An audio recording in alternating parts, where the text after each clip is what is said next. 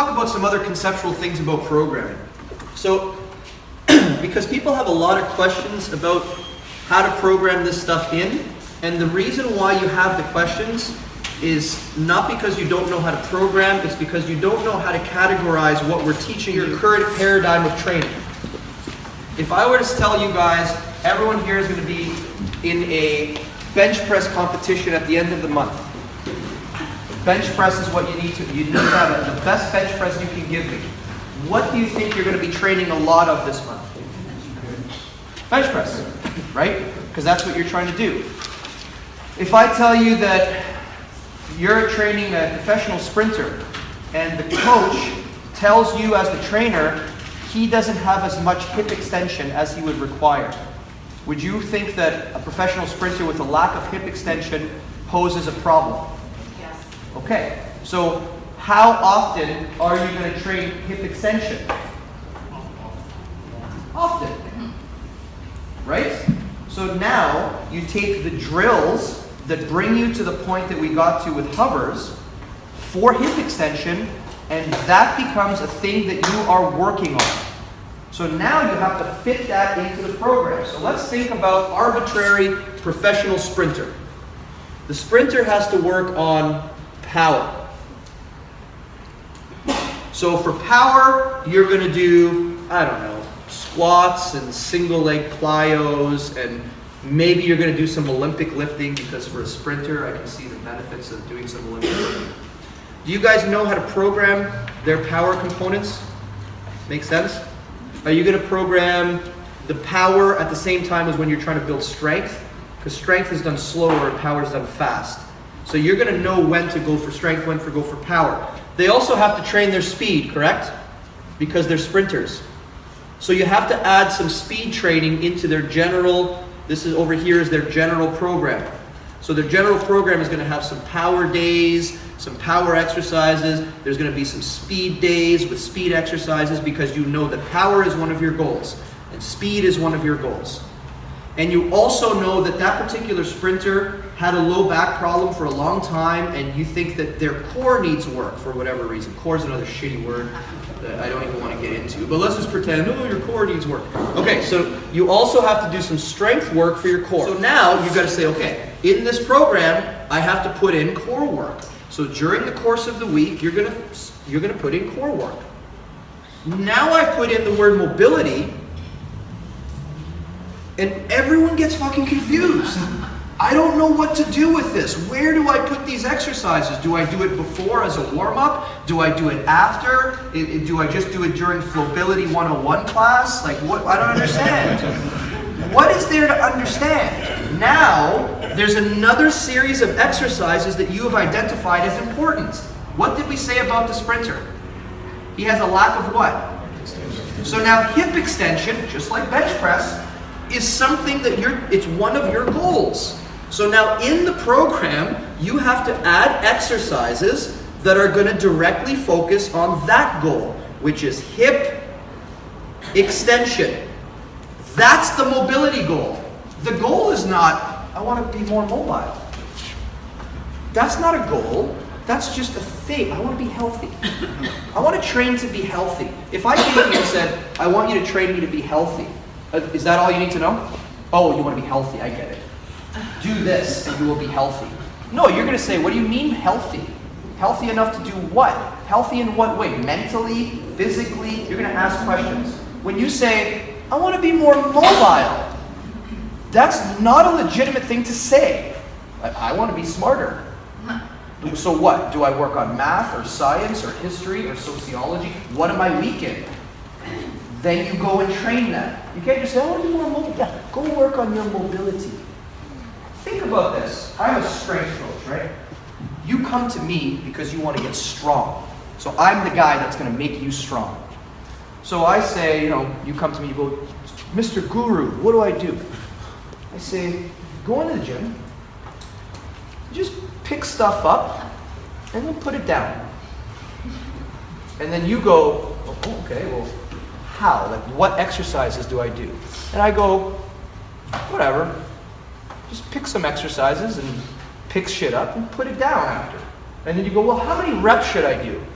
I Oh, how many reps do you want to do? 5? Do 5. Do you like the number 5? Let's do 5 reps. What weight should I use? Whatever, just whatever weight's available. Today use 20 pounds, tomorrow 30, go back to 5 next week. It doesn't matter. Do I sound like a good strength coach? Am I going to get you your goals? Am I going to make you stronger? Are you going to sign up for my bullshit program? Okay, now pretend I'm a mobility guy. I want to be more mobile. Huh. Go in the corner, grab a foam roller, fucking smash your tissues. Well, how long should I smash my tissues for? Doesn't matter. How much time you got? How much time before the important WOD of the day? Well, we only got 5 minutes. Smash your tissues for 5 minutes. What size roller should I use? Doesn't matter. What size roller do you like? Well, I've always been using this roller. I call her Cynthia. It's my foam roller. Okay, use that. Should I progress my mobility work? Tomorrow, should I use a different sized roller? How am I adapting my body? I don't know. Just roll stretchy bands on some bars, passively stretch with bars, wrap shit around your arm at the same time, and just stretch. Do I sound like a good mobility coach? No, because I have no way of knowing where you are now, where you want to be tomorrow. I have no progressive adaptations in place. I have no goals in training. I'm just saying I want you to be more mobile. Just like I want you to be stronger. It doesn't work that way. If you say I want to be more mobile, I'm going to say what joints and what direction do you need it to go and why. And then you're going to tell me, well, the coach told me that I need more hip extension. And then I'm going to say, that's great.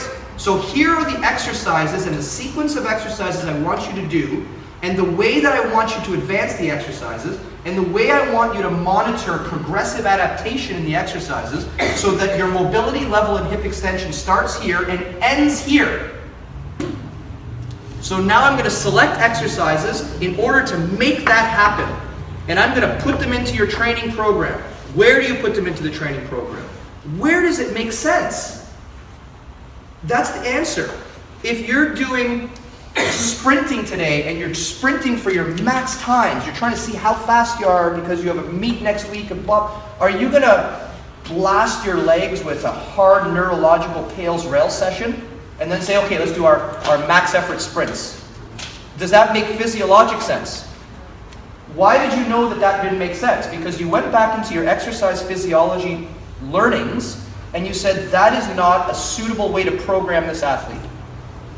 Now what I'm telling you is your mobility work has to be programmed the exact same way, or you're just randomly smashing yourself on a foam roller for no reason. That's why when I ask an athlete, what are you working on? Oh, I don't have a lot of thoracic spine mobility. What do you do for it? I go on a foam roller and then I do some stretchy band training, do stretches. How long have you been doing that? For like 6 years. Do you feel like your mobility's improved? No. So why do you do it? My coach said I need to do mobility before I train. It's just a complete and utter waste of your time and your client's time. Does this make sense? Now, all of your programming questions should almost disappear because now you look at mobility exercises like any other exercise that has to be progressed and fit into a program. Now the question is, how much of my program do I spend on mobility? Also not a good enough question. How important is the quality of hip extension to your athlete? If the importance of it is up here, then the amount of work you should do to get it is up here. If it's not that important, then it's down here. Same with anything else. If you are a sprint coach and you're working on strength, are you going to spend more time on upper body and neck strength, or are you going to spend more time on hip extension and pelvic strength if you're a sprint coach? The second one.